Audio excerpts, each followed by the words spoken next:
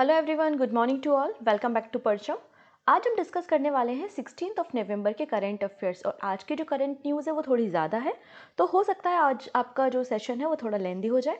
अगर आज के क्लास के करंट अफेयर्स की पीडीएफ आपको लेनी है तो परचम का टेलीग्राम ज्वाइन करेंगे, और टेलीग्राम का जो डिस्क्रिप्शन में लिंक आपको मिल जाएगा, तो डिस्क्रिप्शन पे जाकर लिंक पे क्लिक करके टेलीग्राम को ज्वाइन कर सकते हैं। वहाँ से आपको हिंदी में और इंग्लिश में दोनों भाषाओं में करंट अफेयर्स की पीडीएफ मिल जाएगी, एकदम फ्री ऑफ कॉस्ट होती है।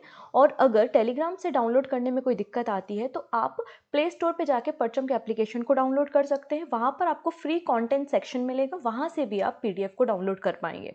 ओके, तो सबसे पहले बात करते हैं आज के कुछ इंपॉर्टेंट डे। तो सबसे पहले 16 नवंबर को सेलिब्रेट किया जा रहा है नेशनल प्रेस डे। ठीक है, नेशनल प्रेस डे हर साल हम 16 नवंबर को सेलिब्रेट करते हैं।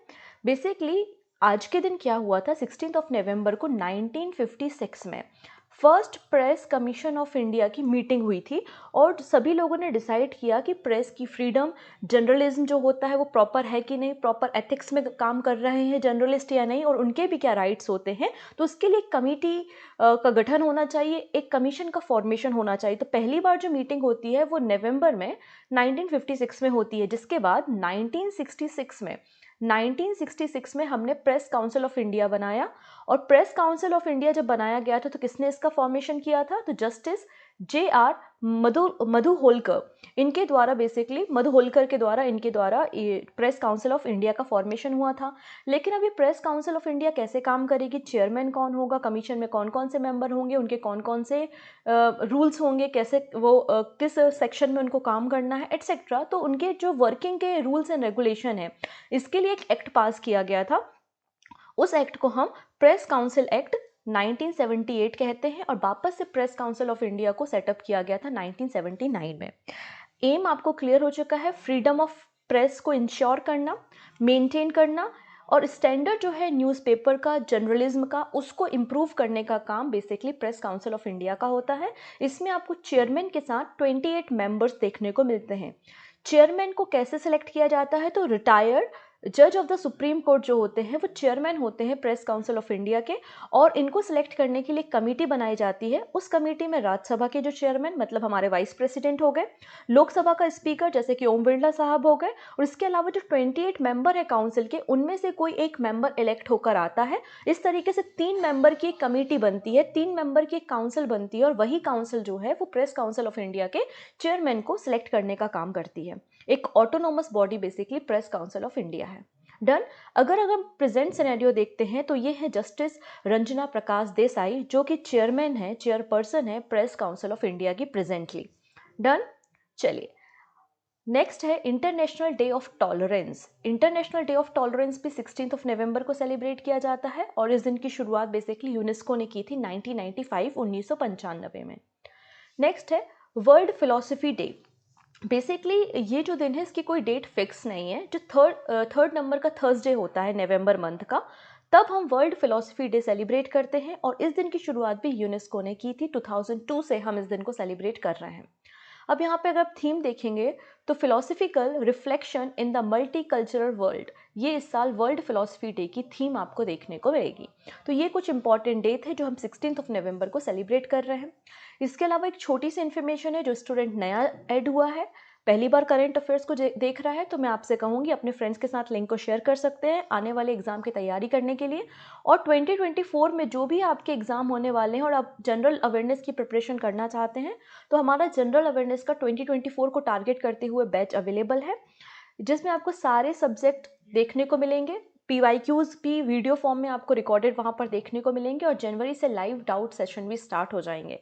आप कंप्लीट कोर्स भी ले सकते हैं और इंडिविजुअल कोर्सेज को भी परचेस कर सकते हैं। डिस्क्रिप्शन में आपको लिंक मिल जाएगा, लिंक पे जाके आप किसी भी कोर्स को परचेस कर सकते हैं। ओके, चलिए अब स्टार्ट करेंगे कुछ और इंपॉर्टेंट करेंट अफेयर्स के।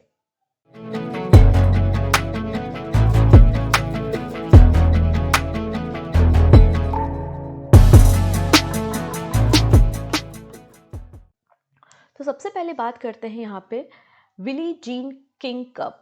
तो पहला क्वेश्चन यही बन जाता है कि विली जीन किंग कप का एसोसिएशन किससे है। तो ये जो कप है वो टेनिस से रिलेटेड है। जैसे कि हम डेविस कप के बारे में बात करते हैं, टेनिस से एसोसिएटेड है, वैसे ही बिली जीन किंग कप जो है वो टेनिस से एसोसिएटेड है। और वीमेंस जो टीम होती है, जो महिलाएं होती हैं टेनिस से रिलेटेड, वो इस कप को खेलती हैं। पहली बार कनाडा ने इस ट्रॉफी को लिफ्ट किया है और इटली को डिफीट किया है। सो कनाडा ने first time Billie Jean King cup को जो है इसकी ट्रॉफी को लिफ्ट करने का काम किया है। इस कप की शुरुआत 1963 में हुई थी, टेनिस से एसोसिएटेड है। यहाँ पे कुछ स्टैटिक पॉइंट्स भी हैं, जैसे कि डेविस कप, ये भी टेनिस से एसोसिएटेड है लेकिन मेंस कैटेगरी में, ठीक है। 1900 में इसकी शुरुआत हुई थी। लॉर्ड डार्बी कप रग्बी से एसोसिएटेड है, 1934 में शुरुआत हुई थी। वहीं होलकर ट्रॉफी इंपॉर्टेंट है, रिसेंटली एग्जाम में पूछी गई थी, ब्रिज से एसोसिएटेड है, 1936 में इसकी शुरुआत हुई थी। डन। अब यहाँ पे दो इंपॉर्टेंट पर्सन के नाम हम देखते हैं। सबसे पहले बात करेंगे सहारा ग्रुप के founder and chairman Subrata Roy dies. इनका निधन हो गया है। सहारा ग्रुप के फाउंडर थे, संस्थापक थे, ठीक है, सुब्रतो रॉय। इनका निधन हो गया है एट द एज ऑफ 75। इन्होंने सहारा फाइनेंस की शुरुआत 1976 में की थी और उसके बाद इसे कन्वर्ट कर दिया था सहारा फाइनेंस में, सहारा इंडिया परिवार में। तो सहारा इंडिया परिवार को कब सेटअप किया गया था? 1978 में किया गया था। सहारा ग्रुप बेसिकली क्या है, जो है लोन प्रोवाइड करने का काम। इसके अलावा सहारा ग्रुप जो है वो फाइनेंशियल एक इंस्टीट्यूट है जो कि आपके कह सकते हैं आप सेबी के साथ एसोसिएटेड होकर काम करता है। और सेबी की जब जांच हुई थी तो इसके कारण इन्हें तिहाड़ जेल में भी कुछ समय बिताना पड़ा था। तो सहारा ग्रुप के फाउंडर रहे हैं सुब्रतो रॉय, इनका निधन हो गया है। और सहारा ग्रुप के द्वारा यहाँ पे राष्ट्रीय सहारा हिंदी लैंग्वेज न्यूज़पेपर की शुरुआत भी 1992 में की गई थी। इसके अलावा इनका एक टीवी चैनल था सहारा वन के नाम से, ठीक है। अगले जो पर्सन है वो है पृथ्वीराज सिंह ओबरॉय, ओबरॉय ग्रुप के चेयरमैन। और ओबरॉय ग्रुप जो है वो अपने होटल्स एंड रिजॉर्ट के लिए जाना जाता है बेसिकली। तो इन्होंने भारत में अगर हम बात करें, भारत ही नहीं भारत के बाहर भी इन्होंने अपने बिजनेस को एक्सपांड किया था। और होटल बिजनेस इन इंडिया में ओबरॉय ग्रुप का नाम जाना जाता है। इसी ओबरॉय ग्रुप के चेयरमैन थे पृथ्वीराज सिंह ओबरॉय। इनका भी निधन हो गया है एट द एज ऑफ यहाँ पे 95 ईयर्स में इनकी भी डेथ हो गई है। अगर हम बात करें तो ओबेरॉय ग्रुप के जो फाउंडर थे वो है इनके फादर राय बहादुर एमएस ओबेरॉय। उन्होंने ओबेरॉय ग्रुप की शुरुआत की थी। अब एक खास इंपॉर्टेंट पॉइंट हमको यहाँ पे पता होना चाहिए अबाउट द पृथ्वीराज सिंह ओबेरॉय। इन्हें 2008 में पद्म विभूषण अवार्ड, जो कि इंडिया का सेकंड हाईएस्ट सिविलियन ऑनर है, वो दिया गया था। तो पद्म विभूषण अवार्ड इन्हें दिया गया था 2008 में। ये इंपॉर्टेंट है क्योंकि कोई व्यक्ति जो पद्म अवार्डी होता है उसका निधन हो जाता है, उसकी डेथ हो जाती है, तो वो हमारे एग्जाम पॉइंट ऑफ व्यू से इंपॉर्टेंट पर्सन हो जाते हैं। डन। अब बात करेंगे कुछ नेशनल न्यूज़ के बारे में और स्टेट न्यूज़ के बारे में। तो नई चेतना 2.0 कैंपेन, तो नई चेतना का सेकेंड फेज जो कैंपेन का है वो शुरू होने वाला है, अभी स्टार्ट नहीं हुआ है। तो इसकी शुरुआत की जानी है। बेसिकली जो जेंडर बेस्ड वायलेंस होता है या महिलाओं के खिलाफ जो एट्रोसिटी या अत्याचार होता है या घरेलू हिंसा होती है, तो लोगों को इसके बारे में अवेयरनेस दिलाने के लिए नई चेतना कैंपेन की शुरुआत की जानी है।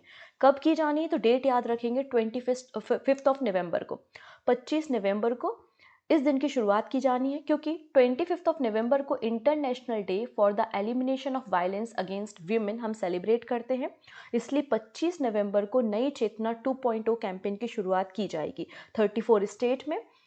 और पूरे महीने इस कैंपेन को रन किया जाएगा। मतलब 25 ऑफ नवंबर से 23 ऑफ दिसंबर तक ये कैंपेन रन होगा, नई चेतना 2.0 कैंपेन, ठीक है। अच्छा, इसकी नोडल एजेंसी कौन है या कौन सा ऐसा ऑर्गेनाइजेशन है या इंस्टीट्यूट है या स्कीम है जिसके अंदर इस नई चेतना को लॉन्च किया जा रहा है? तो आंसर हो जाएगा मिनिस्ट्री ऑफ रूरल डेवलपमेंट।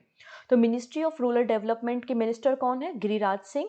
इनके द्वारा यहाँ पे अंडर द जन आंदोलन नई चेतना को, इस पूरे मंथ में चलने वाले कैंपेन को लॉन्च किया जाएगा 25 ऑफ नवंबर को। तो इसको आपको याद रखना, डायरेक्टली क्वेश्चन पूछा जाएगा नई चेतना का एसोसिएशन किससे है, और 4 ऑप्शन आपको दिए जाएंगे, ठीक है। या फिर क्वेश्चन पूछ सकते हैं कि union minister for rural development कौन है? तो गिरिराज सिंह है। डन।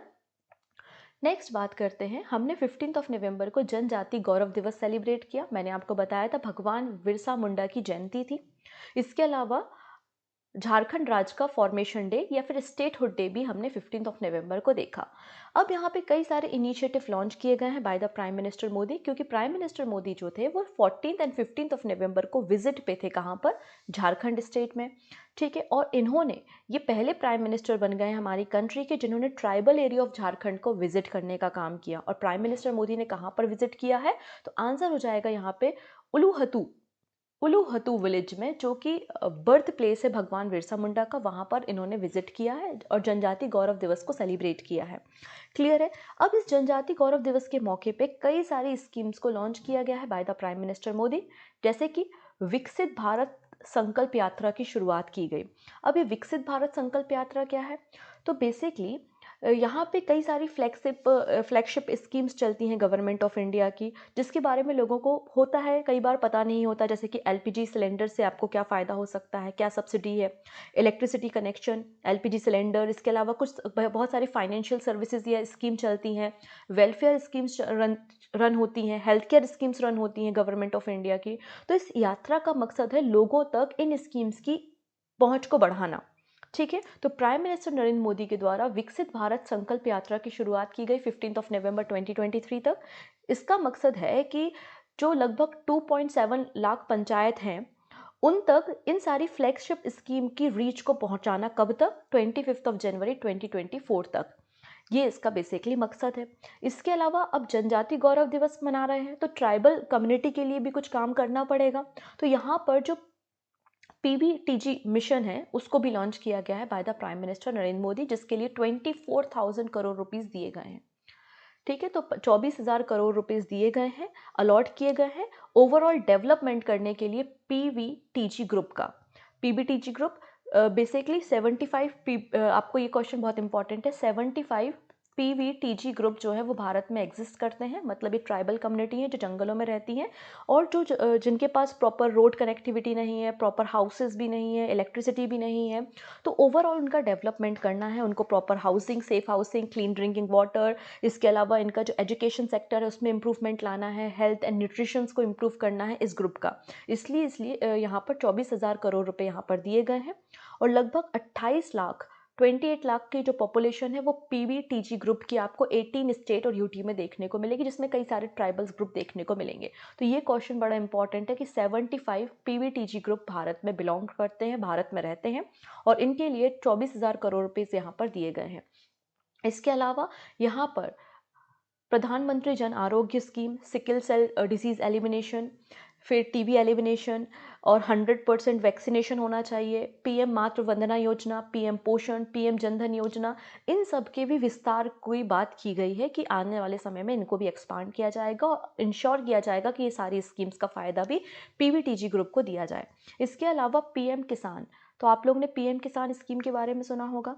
ठीक है, पीएम किसान स्कीम के अंतर्गत क्या है, 6,000 रुपीज़ पर ईयर 3 इंस्टॉलमेंट में किसानों को दिया जाता है, डायरेक्ट बेनिफिट ट्रांसफ़र के ज़रिए किसानों के अकाउंट में पहुंचाया जाता है।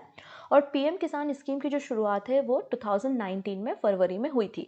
यहाँ पे इसकी भी 15th नंबर की इंस्टॉलमेंट रिलीज़ कर दी गई है, जिसमें 18,000 करोड़ रुपए को रिलीज़ किया गया है और ये पैसे डायरेक्ट बेनिफिट ट्रांसफ़र के ज़रिए किसानों के अकाउंट में पहुँचेंगे।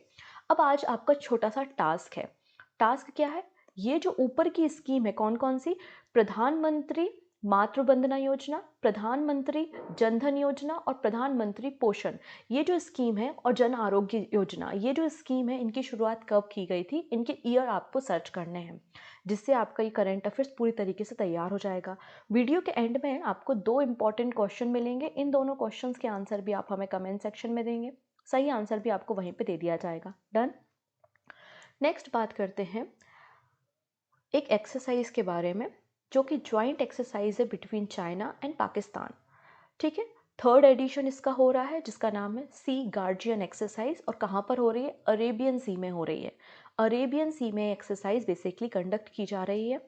अभी हुआ क्या था, कुछ दिन पहले की बात है, 10 नवंबर को इंडिया और यूएसए के बीच में, इंडिया और अमेरिका के बीच में 5th addition annual 2+2 minstrel talk हुई थी, डायलॉग हुआ था और उसी के काउंटर में कहा जा रहा है कि सी गार्जियन 3 एक्सरसाइज की जा रही है। जो कि जॉइंट एक्सरसाइज है बिटवीन चाइना एंड पाकिस्तान की, और इसका 3rd एडिशन को कंडक्ट किया जा रहा है कहाँ पर, अरेबियन सी में।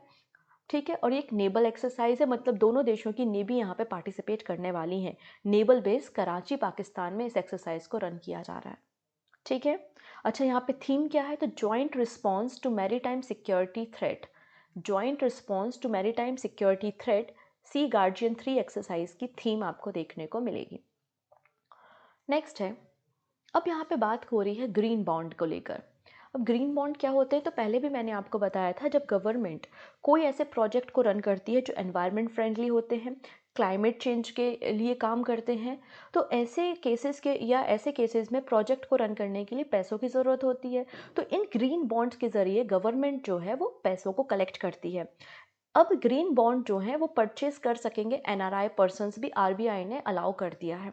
पहले जो एनआरआई थे, मतलब जो इंडिया में नहीं है या नॉन रेसिडेंट इंडियन है, उनके लिए जो ग्रीन बॉन्ड्स थे वो अवेलेबल नहीं थे, लेकिन आरबीआई ने अब इनको भी अलाउ कर दिया है कि आने वाला जो हमारा ये जो फिस्कल ईयर है 2023 से 24 तक, उस ईयर में ग्रीन बॉन्ड को एनआरआई भी परचेज कर पाएंगे। ठीक है, तो न्यूज़ क्या है, reserve bank of India has issued a notification granting non resident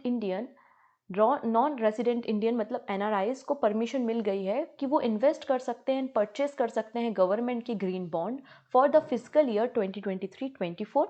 इसका मकसद है कि करेंट फिजिकल ईयर में या करेंट फाइनेंशियल ईयर में गवर्नमेंट 20,000 करोड़ रुपीस को कलेक्ट करना चाहती है, और sustainable financing, sustainable development, climate change से रिलेटेड जो भी हमारे पॉजिटिव इम्पैक्ट्स हैं, उनके जो भी प्रोजेक्ट चल रहे हैं, उसमें अच्छा खासा एक फंड इंक्रीज हो सके, जिससे हम renewable energy, green building and clean transportation पे काम कर सकें। ये बेसिकली यहाँ पर मकसद है ग्रीन बॉन्ड का। ठीक है, नेक्स्ट बात करते हैं अबाउट द वीनस, मतलब शुक्र ग्रह। शुक्र ग्रह जो है उसे हम ट्विन ऑफ अर्थ भी कहते हैं, अर्थ की बहन भी कहा जाता है शुक्र ग्रह को, क्योंकि इसकी जो डेंसिटी है या रेडियस है या साइज है वो ऑलमोस्ट इक्वल होता है अर्थ के। क्लियर है, अब यहाँ पे हम वीनस के बारे में क्यों बात कर रहे हैं, तो यहाँ पर नासा का एक मिशन गया था, और नासा के उस मिशन ने पता किया है कि एटम, जो ऑक्सीजन के एटम है वो प्रेजेंट है वीनस पे।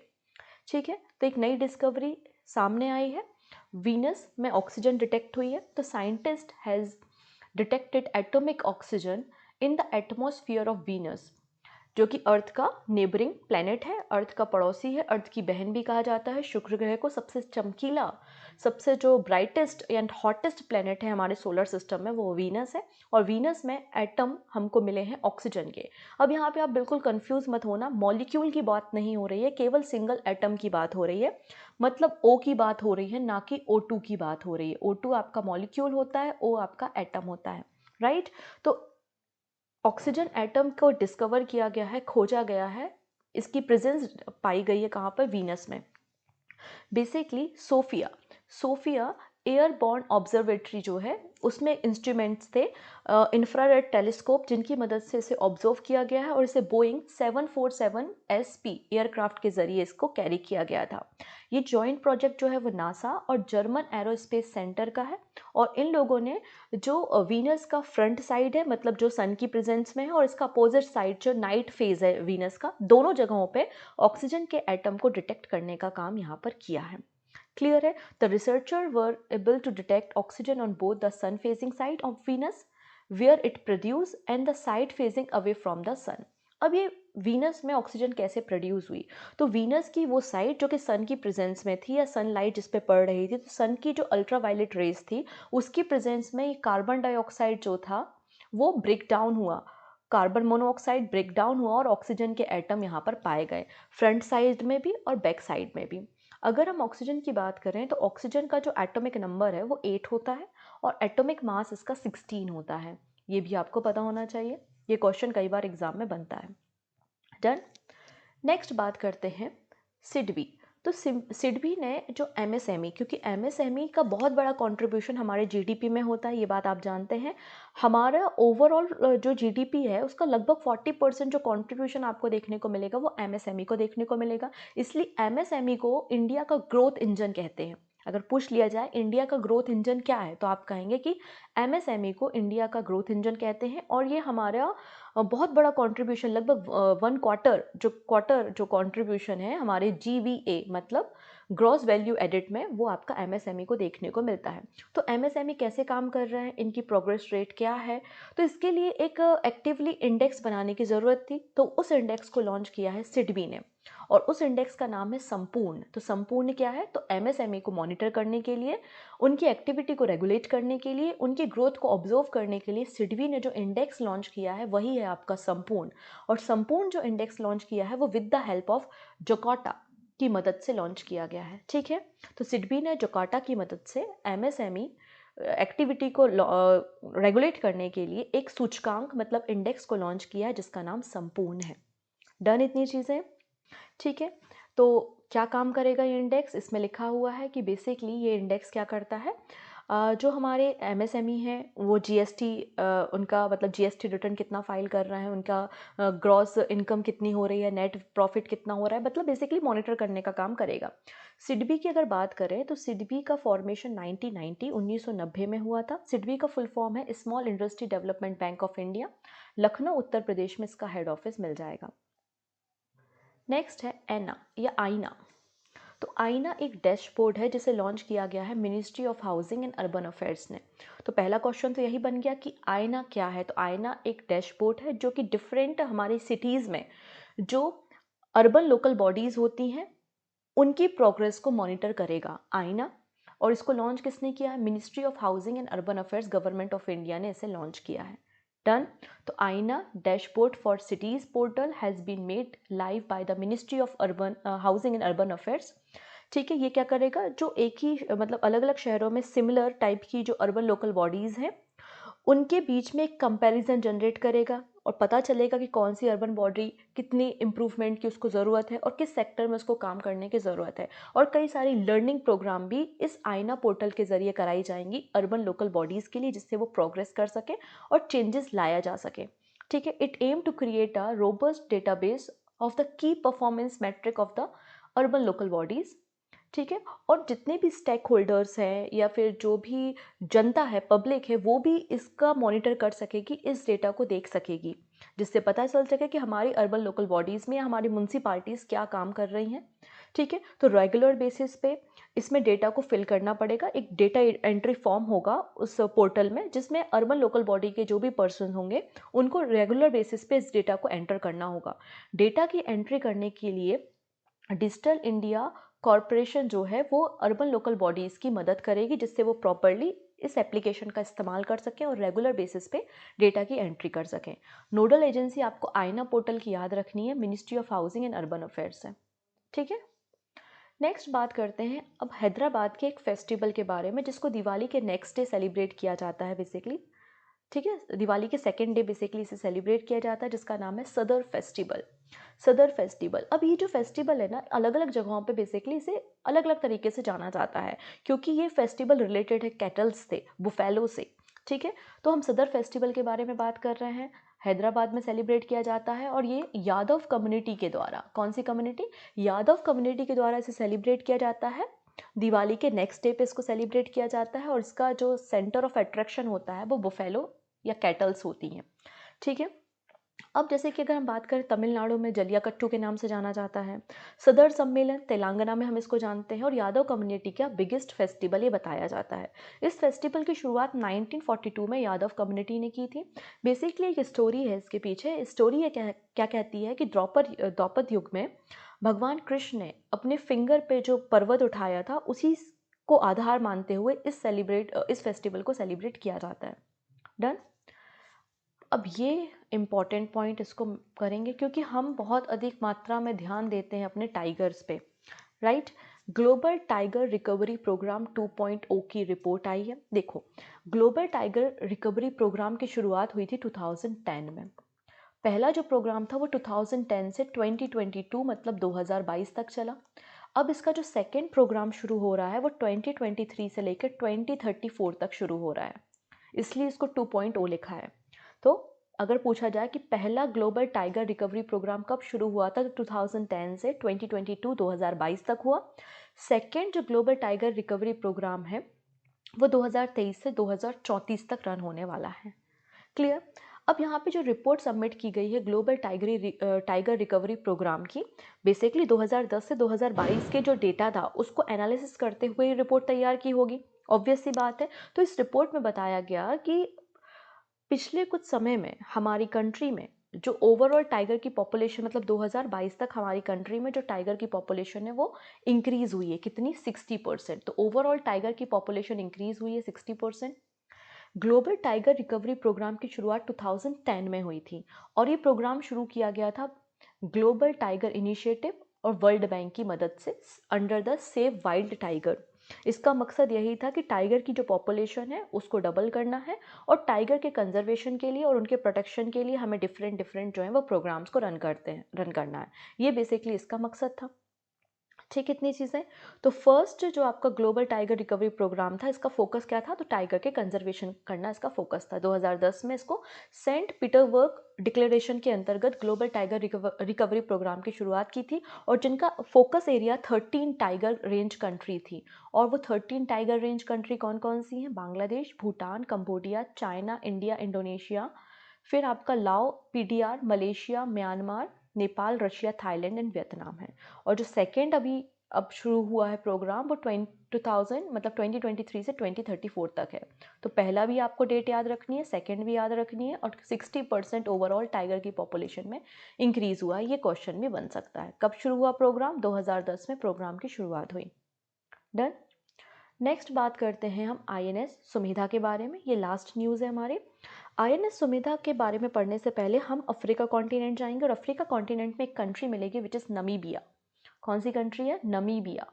और नमीबिया में एक पोर्ट है जिसका नाम है बेल्विश बे, अटलांटिक ओशियन में आपको देखने को मिलेगा। और यहाँ पर पहुंचा INS Sumedh.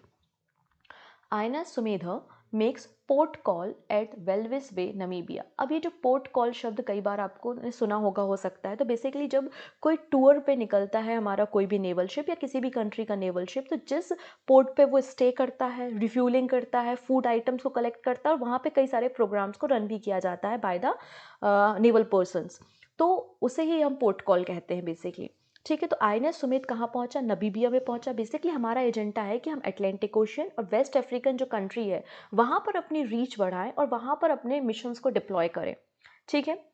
As a security आप कह सकते हैं, या हमारे रिलेशंस को और भी ज़्यादा इंप्रूव करने के लिए। इसलिए आईएनएस सुमेधा इस पोर्ट पे पहुंचा जहाँ पे हमारे नेवल पर्सन के द्वारा योगा और आयुर्वेदा जैसे कई सारे प्रोग्राम्स को भी रन किया और जिनको ज्वाइन किया नमीबिया के नेवल फोर्सेस ने। डन। तो आईएनएस सुमेधा कहाँ गया है, नमीबिया में गया है, बेल्विश बे में 3 दिन रहेगा। नेक्स्ट बात करते हैं यहाँ पे क्वेश्चन के बारे में। सो पहला क्वेश्चन है, recently Asian archery championship Bangkok में कंक्लूड हुई है, इसमें हमने कितने मेडल जीते हैं, 3, 4, 5 या 7, और ये भी बताएगा कितने गोल्ड मेडल हमने यहाँ पे जीते हैं, पहला क्वेश्चन। सेकेंड क्वेश्चन है, रिसेंटली आईसीसी ने 3 लोगों को cricket hall of the fame में शामिल किया है, इनमें से कौन सा पर्सन जो है वो आईसीसी हॉल ऑफ फेम में शामिल नहीं किया गया है। 4 पर्सन है। ठीक है। Virender Sehwag Indian, Diana Edulji Indian, MS Dhoni Indian, और अरविंदा डी सिल्वा श्रीलंकन क्रिकेटर है। तो कौन सा ऑप्शन यहाँ पे गलत है आप मुझे बताएंगे कमेंट सेक्शन में। सो मिलते हैं नेक्स्ट वीडियो में। Take care and bye bye.